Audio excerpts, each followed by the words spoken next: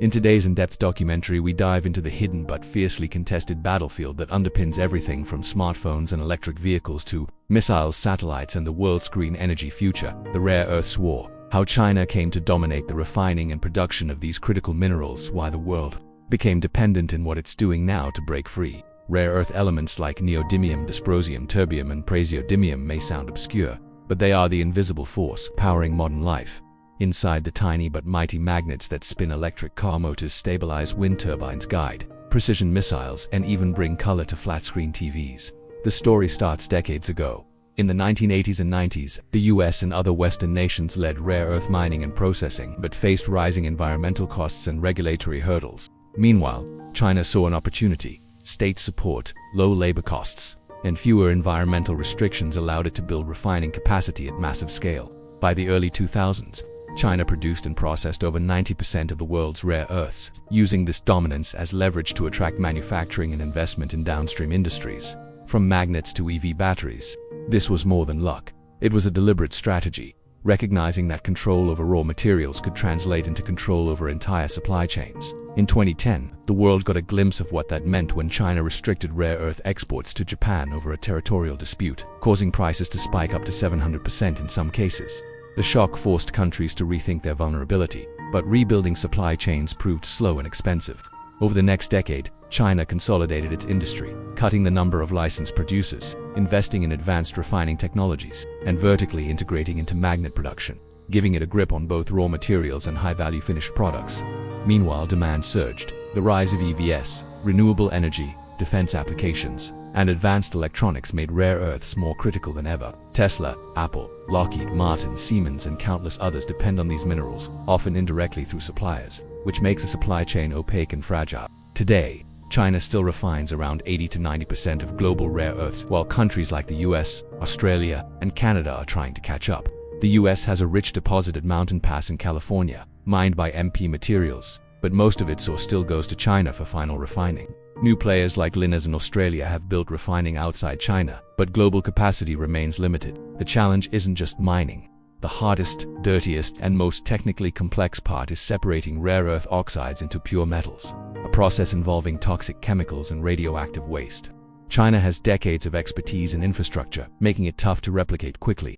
This documentary explores how this dominance became a new geopolitical weapon.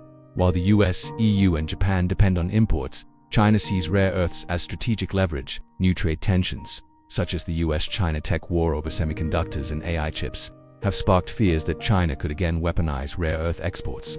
In 2023 to 2025, China imposed new export restrictions on gallium and germanium, metals used in advanced chips, signaling its willingness to use raw materials as a pressure tool. Western nations responded by classifying rare earths as critical minerals, launching public and private investment, and tightening partnerships. The US Defense Production Act now supports rare earth projects. The EU launched the Critical Raw Materials Act to boost domestic production and recycling, and Japan funds recycling and alternative sourcing. Yet even with billions in funding, supply chains take years to build. New mines need environmental approval, local consent, processing plants must meet strict standards, and the expertise must be rebuilt after decades of outsourcing. Meanwhile, China isn't standing still. It's investing in overseas mines in Africa, Myanmar, and Latin America, ensuring it controls raw material flows even if mining happens abroad.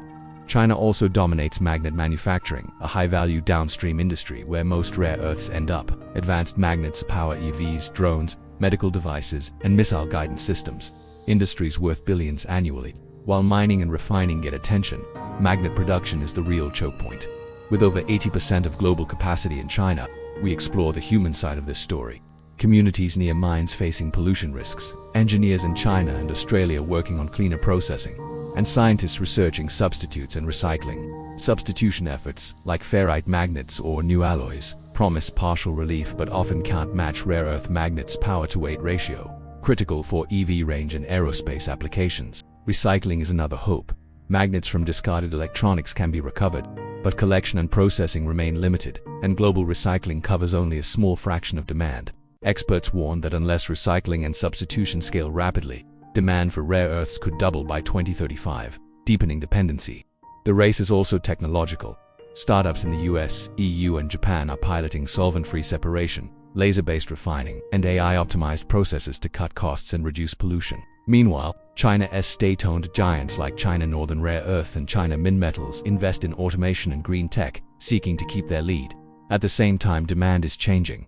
The EV boom means neodymium and dysprosium magnets are in higher demand.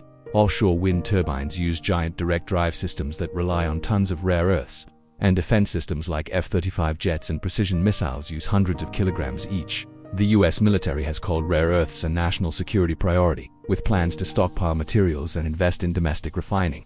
But even so, China's lead remains formidable. We also trace the economic paradox. While rare earth mining creates jobs and growth, communities worry about radioactive byproducts, groundwater contamination, and ecological damage, forcing policymakers to balance security, environment, and cost. In the next chapters, we travel to mining sites in Australia's Mount Weld, California's Mountain Pass, Greenland's Gameth, and new projects in Canada and Africa, showing the scale, promise, and controversy of these projects. We also visit magnet factories, from high-tech plants in Japan to giant facilities in China's Inner Mongolia. Beyond mining and magnets, the rare earths story reveals a deeper truth about globalization. Efficiency created single points of failure. Resilience requires redundancy, which is slower and more expensive. Today, countries are trying to rebuild supply chains that globalization hollowed out, but face trade-offs, higher costs, regulatory delays, and technology gaps. Meanwhile, China's government has moved from volume-driven to quality-driven growth, focusing on high-purity oxides, advanced alloys, and next-generation applications like EV drive units and high-speed rail motors. We look ahead. Could new trade wars over Taiwan or the South China Sea trigger full export bans? Could emerging markets like Vietnam or Brazil rise as new players? Could breakthroughs in recycling or new materials change the game? And what would that mean for consumers? Higher EV prices, slower green energy rollout, or innovation bottlenecks?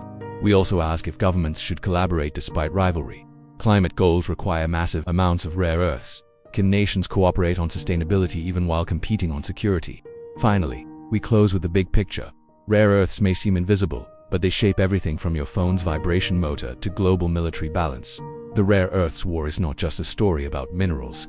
It's about the future of energy, technology, and geopolitical power.